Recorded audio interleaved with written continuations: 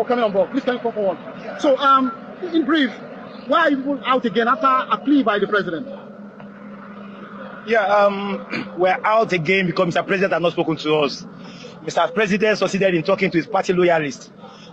We, the protesters, are the voice of the masses. Mr. President of today has turned himself to be the voice of the bourgeois, the voice of the rich and not the voice of the poor. And so our demand was very clear, loud and clear, the same way he said he had us loud and clear. But we didn't hear him loud and clear yesterday because our demand is just simple. That one, let him do what? Let the fuel pump price come down. He should reverse it back to what it was before he came on board. That is one. Two, that there are so many policies that are on ground now. Electricity tariff has gone up. He should bring it down. And in the course of this protest, the IGP, Inspector General of Police, has failed in his duty by allowing Nigerians to die untimely based on the unprofessional attitude of his men. And for the first time in the history of Nigeria, the protesters are giving the government notice ahead.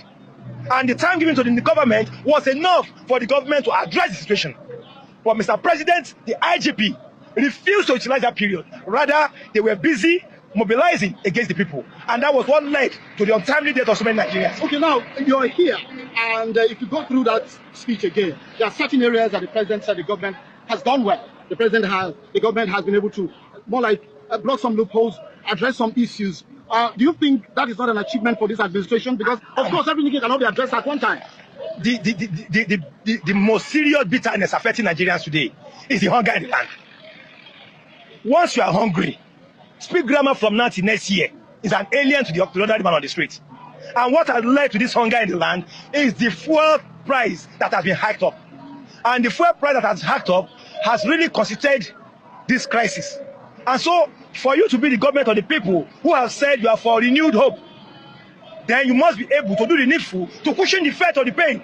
Not by giving out bags of rice, bags of beans. It's not enough. There are certain things you need to put in order. Our refineries were told will start working. We've been hearing that for a long time. It hasn't worked.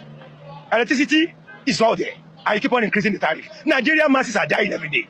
What you're seeing here today is total disobedience to the call of Mr. President that we should shave sword, that we should shave this one. He can't ask us to stop because he did not organize it. Do you have any mechanism to be able to pass a message? Any form of group that you want to put together as quickly as possible? So send your message across to Mr. President that indeed, the national broadcast has come, but it has not gone down well with some of you who are speaking, like you say, on behalf of Nigerians. Yeah, interesting. He spoke yesterday. And he said suspend. And we did not suspend. That is the language that we're still on the field.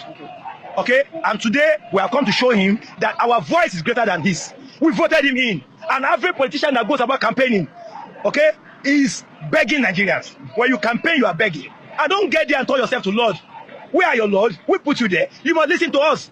What has happened now is that 99.9% of Nigerians are not on the streets because we are being led by a government that has put fear into the minds of Nigerians. What do you say to other Nigerians? So Lagos, in particular, the protest has been peaceful. But other parts of the country, especially in the north, has turned violent. What do you tell those who are turning it into a violent affair? The protests have been peaceful in Lagos because we, the organizers, understand the language of protest. We are all veterans in activism. We were among those who chased away the military. So we understand the dictionary of protest. What about those who have turned it into violence somewhere in other parts of the country? No activist or no protester comes out for violence. It has never happened. It has always been a state-prompted action. Either over seriousness on the side of the law enforcement agencies. It could also be a situation where some state actors who want to satisfy their masters by making sure that they appropriately stop the protest. And so you will see counter-attacks here and there. But in Lagos here, several attempts were made to stop us. But we resisted because we understand the language of Aluta, the language of struggle. When you're in struggle, you must be focused. You must know the direction you're going. Whether Mr. President has spoken or not, that is not the issue. He should do the neodful. Thank you very much, Comrade Lahiri, for your time. Thank you. Of course, that's one of the leaders here who I spoke to earlier, and I had to call him over to bear his thoughts as to what has been the groups or the protesters' demand.